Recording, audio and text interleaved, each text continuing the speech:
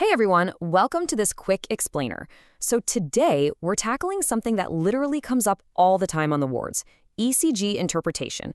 Specifically, we're zooming in on a really fast, super practical guide for identifying bundle branch blocks. I know you're all incredibly busy, so we're going to keep this fast and punchy. Let's just dive right in and demystify those tracing lines, all right? All right, be honest for a second. Do you ever stare at a fresh ECG printout? The monitors are beeping, everyone's rushing, and you're just instantly second-guessing if you're looking at a right bundle branch block or a left bundle branch block. Because if you're nodding right now, trust me, you are definitely not alone. It's kind of one of those classic clinical hurdles, right? It can feel like a total guessing game when the pressure's on.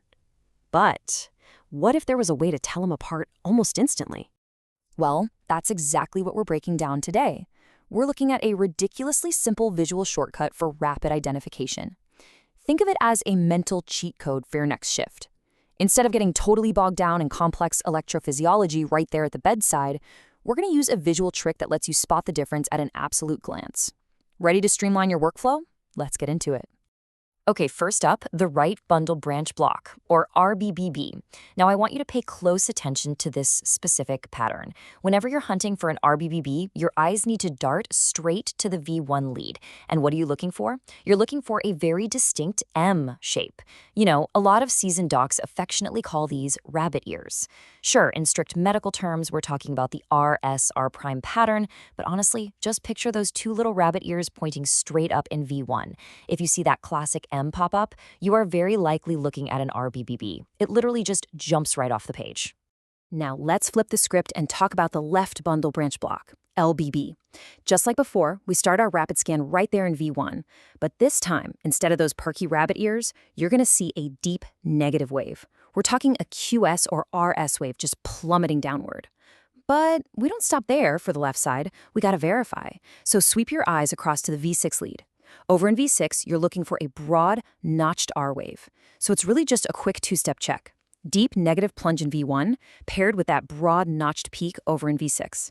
Easy, right? So let's just really lock this into your memory by comparing them side by side, focusing entirely on that critical V1 lead. This is your rapid differentiation zone. On one side for the right block, you've got the M shape, the rabbit ears pointing straight up. On the flip side, for the left block, you have that deep negative dive pointing sharply down. Up for right, down for left, all right there in V1. It's just a fantastic, high-yield shortcut that cuts right through the noise when you're doing that rapid initial assessment.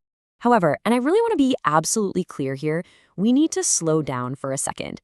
Because while shortcuts are amazing for rapid pattern recognition, they are never a substitute for comprehensive, safe medicine. So let's ground ourselves with these final diagnosis golden rules. Please, never make a final diagnosis based on a single lead trick. To be safe, you've got to follow these 4 steps. 1. Review the entire ECG trace. 2. Actually check the QRS duration to confirm it's a true block. 3. Analyze all the leads, not just V1 and V6. And 4, and honestly, this is absolutely crucial, assess your patient's clinical condition. Because the paper tells you a piece of the story, but the patient sitting right in front of you, they tell you the rest. Which brings us perfectly to our final takeaway. A single lead does not equal a full diagnosis. The patient's clinical condition is always your ultimate guide. Look, shortcuts like the M shape and the deep negative wave, they're incredible tools to have in your back pocket. But they've got to be paired with thorough clinical judgment. If you keep that balance in mind on your next shift, you're going to be reading those ECGs with way more speed and confidence. But remember, these shortcuts, they really are just the tip of the iceberg. So I'll leave you with this. What other critical ECG blind spots might be hiding right there in plain sight on your next shift? Keep learning, stay curious, and always question what you see. Thanks for joining me on this explainer.